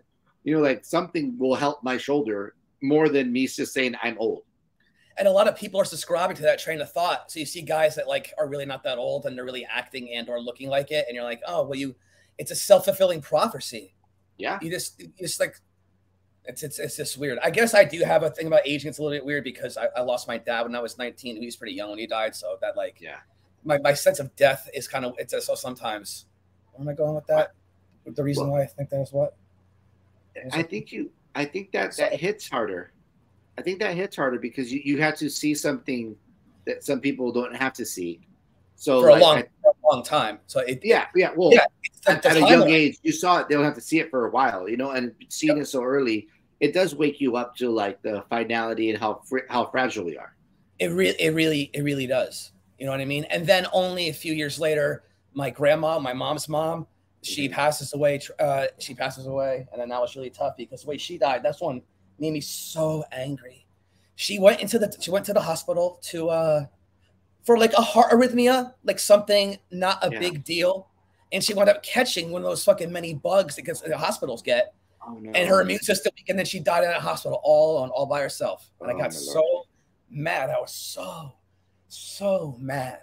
And I can feel it right now. There are still some feelings there, but it was more to just like, and she dropped the whole like, oh, Daniel, make sure you call me. Make sure you call me while I'm here. Make sure you call me. And I didn't call her. So that weighed heavy. And my mom was like, whoa, this is what a good mom does. She stopped me right there. She was just like, that's a slippery slope. You can't go down that. When you go down that, you're not going to have a hard time coming back out of it again. So we're going to stop that right there. You didn't do anything wrong by not calling. So she just deflated it and like rationalized it like immediately. Like, and let me tell you also, high emotional intelligence, so we just don't have to. Women have way more emotional EQ. We just don't have it. Go ahead. Let me tell you this on that same side of what she said in a way. As a parent, like, you know, so like, if I'm like, hey, pa, which is my son, don't forget to call me tonight and say goodnight. He's like, yeah, Dad, I'll do it. And then he doesn't. As a parent, I know it's not because he doesn't care. As a parent, I know because I lived his age. It's like because he's young and he's just like doing something that's fun and time means nothing to him right now. And all these things mean nothing to him because he's just like so pure and having a great time and just being a kid. And so honestly, I don't think that, like, I don't know your grandmother, but I know what it is to have kids and to think of them a different way, right? And yeah, you don't think of it that way. You don't think of it like, oh, why would he do that? You think of it like, oh, yeah, I did that too. And that's the age. And it's just part of growing up. And, you know, it's okay. I'm not hurt by it. Yeah.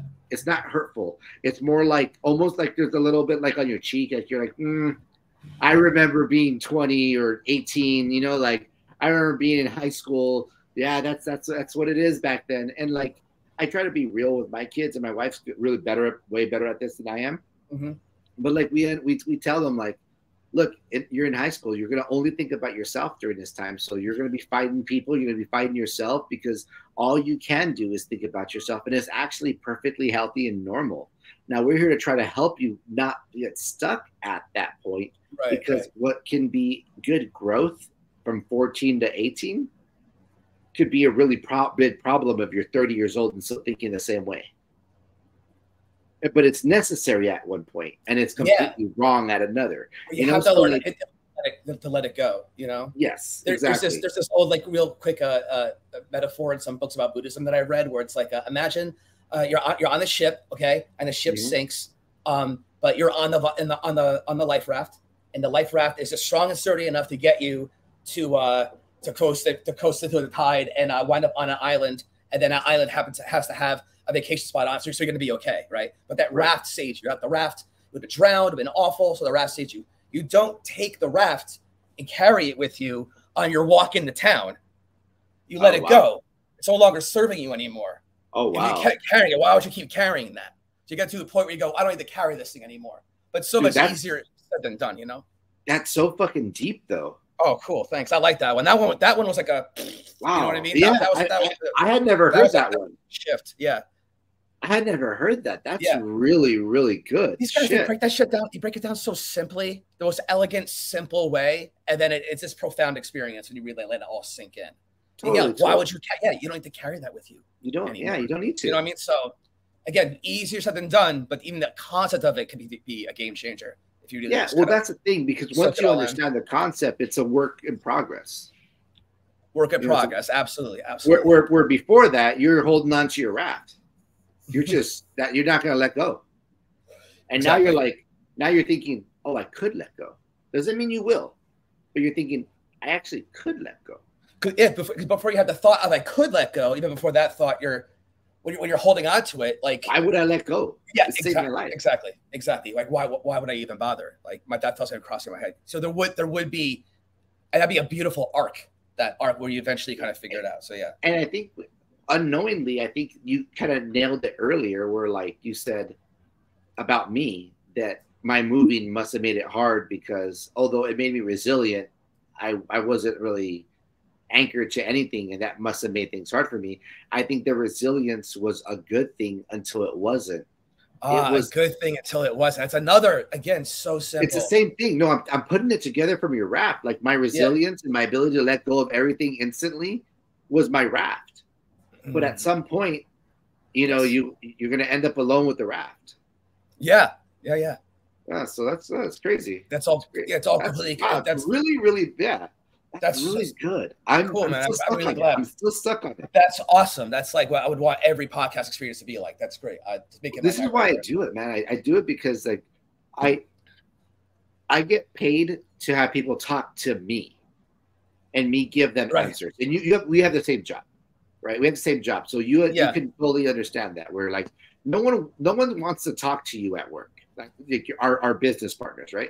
They don't want to talk to us. They want to talk at us, and they want us to provide solutions. Yeah. So when I do this for 8 to 10 hours a day or more, sometimes, unfortunately, I do need another human being to just bounce something off of, to just kind of like remind myself that conversations don't have to be one-sided.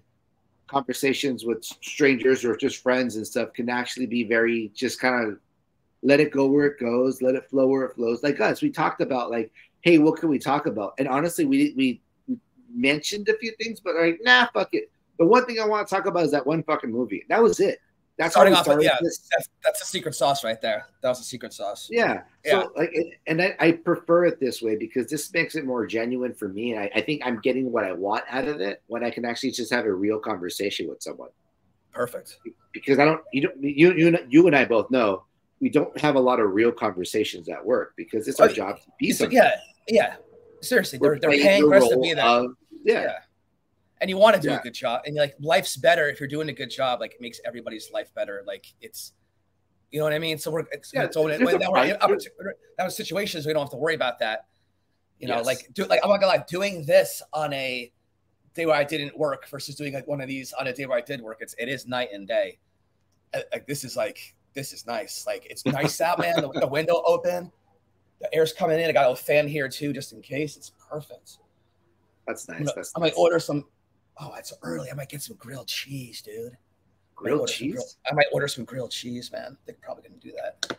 But yeah, this has been like, I think maybe there's one more thing I wanted to I did have some ideas in my head that I wanted to.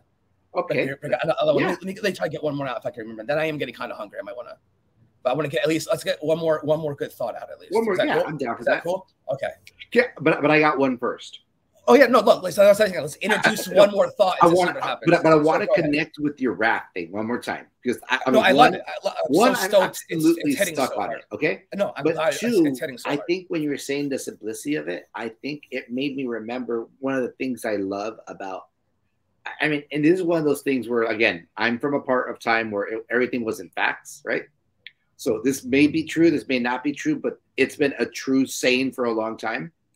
And if they say that Einstein would say, if you can't explain something simply, you simply don't understand it well enough. Beautiful. And I think that raft analogy was just so beautiful, and it's like simplicity that's someone who understood what they were saying. Yeah, totally. Like they understood it because it wasn't like, well, you know, if you think about the troubles and blah, blah, blah. And it's like this 45 minutes like conversation about a simple thing. Or you just say it as simply as you said it. And it's like, boom, like, wow, that is fucking awesome. That is spot on. Yeah. Oh, no, I'm stoked. I'm so glad you're vibing like that. That's so awesome. I'm going to leave tomorrow thinking about this. I know who I am. I'm going to be thinking about this for a while. I love it. That's freaking amazeballs, man. Oh, so that's awesome. I do have a point I want to bring up, but go ahead. But no, tell me. No, it was more like a goof. It wasn't like a real point. It's good. If there was a real point you wanted to bring up, I'd rather like that was it. That was okay. Gotcha. It's been made. I'm half serious. I'm like, sometimes I'm like, I wish the birthday greetings were a little more typed out. Just like for some people, like, really, Arwen, happy birthday, Dan and Farrow. That's it. They're all the deep conversations. This is me being an only child. This is pure only child, pure id. I'm coming from the id, pure id. I'm completely aware of what I'm doing, but I don't care. But like, I know how I sound right now. But like, really, happy birthday, and my name, and that's fucking it, Arwen. After all the conversations we've had, like. Anyway, go ahead. But don't forget. I'm going to be half serious. There is something else there. And I think the other side to mention is that every time it's someone's birthday that you actually know, yeah, you give the warmest, most heartfelt birthday. Like, it takes an extra 15 seconds to do, right? No, yeah. You're so good about it. And you're not alone either. You're not alone because I think Steve's on that same bar. Yeah, he's been doing that too. Yeah, even you guys are on the same wavelength, you know, and both of you guys do that. Both of you guys don't just say, "Hey, HBD," you know, like I'd rather have you say nothing than HBD. I say HBD. I am that asshole, and like that was literally a quote from what I said. But okay, fuck me. Okay, but you know, it'd be different if you're like, would it kill you to actually spend 15 seconds more and give like a sentence about somebody? No, it wouldn't, right? It really wouldn't. I know, but it's a beautiful gesture on someone's birthday, and if they just see HBD, they probably didn't want to see that at all. Like, you're totally right, and I think I am going to move forward starting today on the next birthday announcement that we get on our Slack. I am going to actually write something about that person. Yeah, it's going to be like, I don't know, happy birthday, like, I don't know, Nicholas. I'm on Nicholas. Don't worry, I like you even though you were drunk that day and you hit me in the face. And I'm gonna leave it at that. That was more. I missed it. Is there any truth to that story? I can't tell right now. I'm kind of fucked up. No, okay, no. I really can't tell that. I can't tell the truth in life. So nice. This is very dangerous. Yeah, I mean, this doesn't sound like it possibly true, but what if it is true? I'm just not sure. Maybe. I'm toasty right now. Okay, Dan, hear me out. Yeah.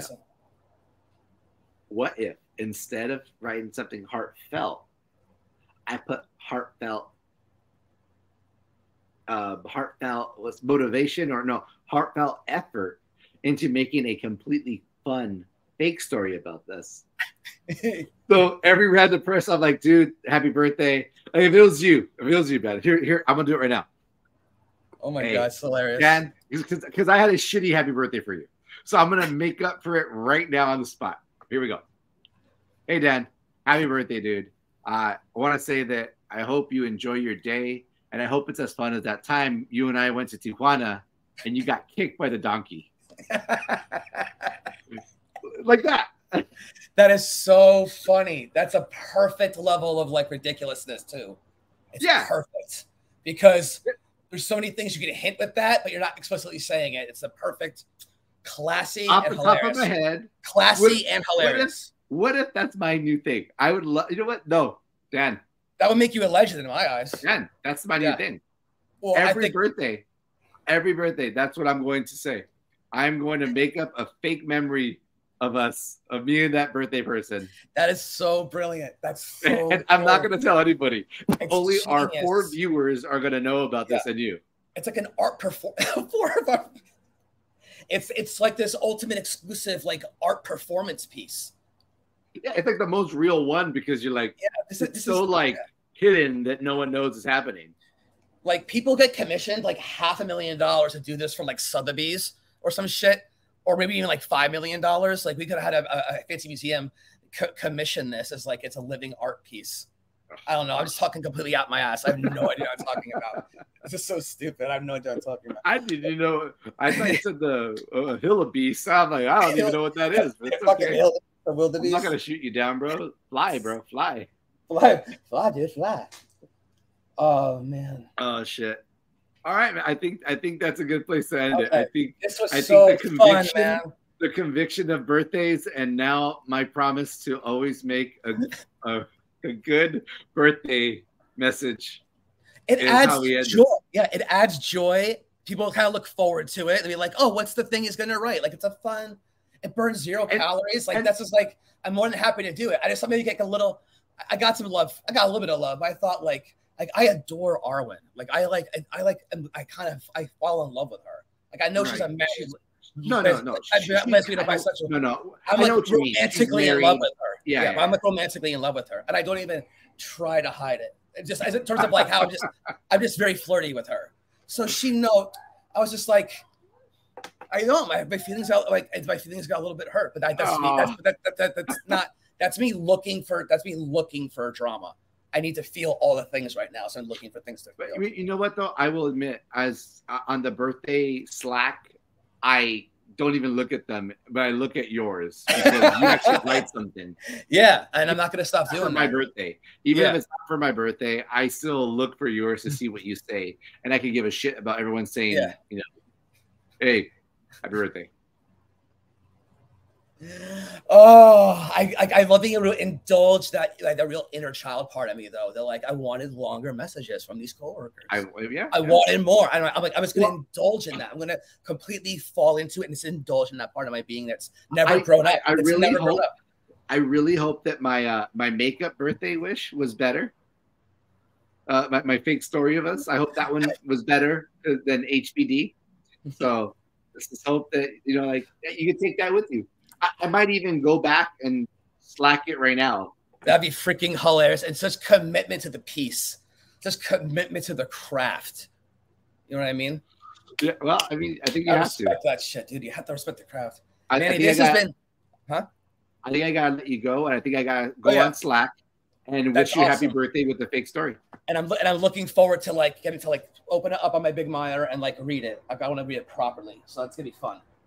I got my big ass monitor and all that shit. This is so awesome, man. This is really, really fun. You did a great job. This is so great.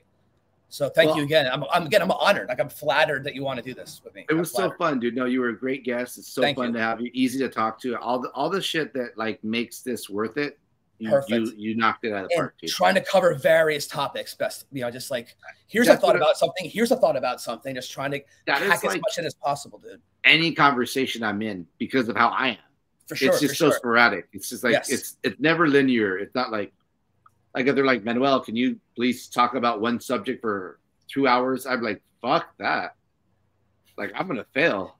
There's an overarching sense of something with the randomness of it. There is something on a very, very, very subconscious level. Maybe there's an underarching or overarching thing, but yeah, totally. But yeah.